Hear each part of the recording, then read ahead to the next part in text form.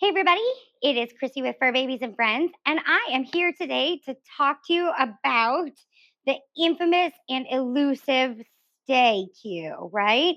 So, stay is a really useful tool. The thing that's really important to know about stay is stay means a permanent place and permanent location.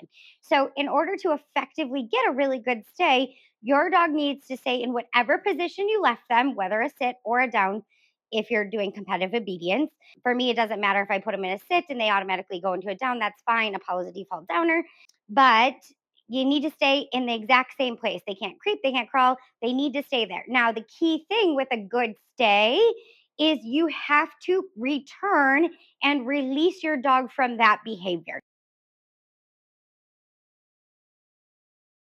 So we'll talk about release cues such as free, break, done, etc. in a bit. So the one other thing that's really useful about a good stay is training a place cue. Now, the only really big difference between a stay and a place is that a place you are attaching permanent item to it, whether it be a cot.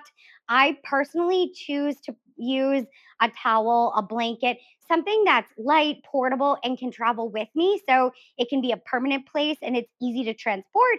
And then it's familiar to my dog. It can always be there whenever I want. But before you ever even think about doing place training, you really need to start with a good implied stay or a good stay first. So, in this video, I'm going to go over step by step how you really work on training a good stay. Now, takes time and it takes practice, and you have to build distance, duration, difficulty, and with distractions in order to really generalize and proof a good stay. The key thing with a good stay is you want to make sure you are slow and steady and your dog fundamentally understands what you're asking them to do before you start to increase the difficulty level of the cue. So, I have my dog Apollo here, and I am going to go over some of the initial first steps on getting a good stay. So, the first thing that you want to do is you want to pick what position do you want your dog? Do you want him in a sit or do you want him in a down? You want to put him in position in the location that you want them. Now, for a stay, he's going to go for a down because he's kind of a lazy boy sometimes. So, for a good stay, I like to use a stop sign hand. Now, stay is the only cue that I do not put a treat in my hand because as I build distance, if I have the treat, the dog is going to scent and is likely going to want to follow the treat because a lot of what we do in dog training is about luring, is about following the treat. So stay is the only one I don't actually use a treat for. But what I can do is I can preload a treat in my other hand. So I'm going to ask him to stay, stop sign hand. Then all I'm going to do is I'm going to take one step back, one step forward. I reward because he kept permanent place, permanent position. That's important. Now, for some of your dogs, you might not be able to take a full complete step back. You might actually have to say, stay, stutter step, reward. So really short distance, really short time, and then reward. You may have to do that several times, is that when you do finally return to reward your dog, you're rewarding them in the exact same place, in the exact same position you left them. So start slowly by building distance, and then you can start to add duration or more time. So I'm going to tell him to stay. This time I'm going to take 2 steps back. He stays. I return. Good boy. Repeat. I'm going to wait for him to finish. I'm going to say, stay. This time I'm going to take 2 steps back. Now I'm going to count to 5. 1,000, 2, 1,000, 3, 1,000, 4, 1,000, 5, 1,000. Now I'm going to return back. I'm going to reward him. So I've done a couple of repetitions. Now this part is key. Remember in the beginning I said you have to release the stay. So I want to make sure that I release him out of this permanent place, permanent location before he decides he gets bored, gets up and moves away. So you can pick any word that you want, but I don't like to use okay ever because as humans we say okay a lot in everyday language. So you could say free, break, released, done, finito. It doesn't matter what the word is as long as you stay consistent with what the release is. So for Apollo, I always use break. So I'm going to put the treat to his nose. I'm going to toss it away from the permanent place, permanent location. Break. This incentivizes him to get up and grab the treat. When he comes back, I can put him back into place, sit, Down. Good. I'm going to reward him for the down. Now I'm going to start the stay practice over again. Follow, watch, stay. 1, 2, 3, 1,000, 2, 1,000, 3, 1,000, 4, 1,000, 5, 1,000, 6, 1,000, 7, 1,000, 8, 1,000, 9, 1,000, 10, 1,000. Now I'm going to come back and I'm going to reward him. So as you can see, you want to build the distance you can move away from your dog slowly, along with slowly adding the duration or the time that you stay away from our dog.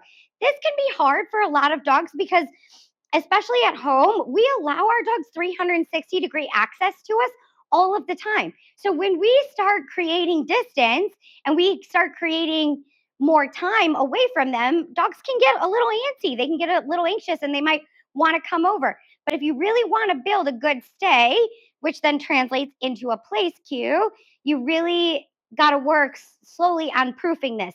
First, you want to build your stay in your home first. If you remember a dog's learning journey, this is super important. Dog needs to learn an environment that they are most comfortable with the least amount of distractions to set them up for success. So if you notice, he stayed in a down this entire time in the same place. I've built a little bit of an implied stay with him. So because I haven't released him, he knows he has to stay there. So again, over time with practice and with training, you can get to the same obedience level with your dog, but it does take time, patience, and commitment. So I'm going to go ahead. I'm going to break him. Break. Good boy. So one of the other things that you can do, if you find that your dog is really having a hard time with stay, as you start to build movement around them, one of the things that can be really helpful is learn to walk around your dog. So this helps them get more comfortable with being without you being in their sight. So I'm going to hold a treat to his nose, and all I'm going to do is I'm going to slowly walk around him holding a treat to his nose. As soon as I return back to the position I started, I'm going to release the treat. This helps them learn, it gives them something to focus on, and helps them learn to kind of feel and use their other senses to be aware of us and not get anxious about the fact that we've gone out of sight. So this might be a good first step for a lot of people, is just get your dog comfortable with you going out of sight and staying in place. So I'm going to put him facing the camera. I'm going to tell him to stay.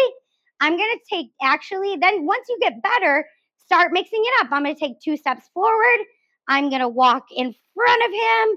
I'm going to walk back around him. So almost think about moving around in a clock position. So now I went to the back of him. Now he did move his head around. He did move his head around to see where I was. But notice he didn't get up out of his position or out of his place. That is really important. So as you continue to build, I would say as you work on this, always stay within sight first and make sure your dog has really built a good behavior. When you know your dog is really solid on a stay, that's when you could start saying, stay, walk forward. Notice how my back is turned to him. Now, this is oftentimes where a lot of dogs will get up and move forward. What happens is if I miss the correction, he gets up and he moves forward. I missed as soon as he breaks the permanent place, permanent location, and I've missed the chance to disagree with that behavior. So really make sure your dog is solid on a stay before you start to turn your back. And when you turn your back, you might have to say, stay, go 1 step forward, 1 step back, and then reward. And kind of restart the process back over again so that the dog is still building some confidence and independence and learning. Stay. Just because you're not looking at them doesn't mean they get to get up out of the position. And you can practice just like I did with him sitting, walking around. I'm going to ask him to stay. I'm going to walk around him. Boy. Going to reward him. Going to walk around him. I'm going to reward him. So I've asked him to stay a few times. Now it's time to release him. Break. Good boy. That is a really, really quick video on how to train a stay. So I hope you enjoyed this video. If you did, feel free to like, comment, share, and subscribe so you can stay in touch with or in tune with any new videos that we post. And if you have any questions, feel free to reach out. This is often a really difficult cue for most people because people rush it and they go too far too fast before the dog has really learned the behavior. So happy training and good luck on training a stay. So thanks for watching.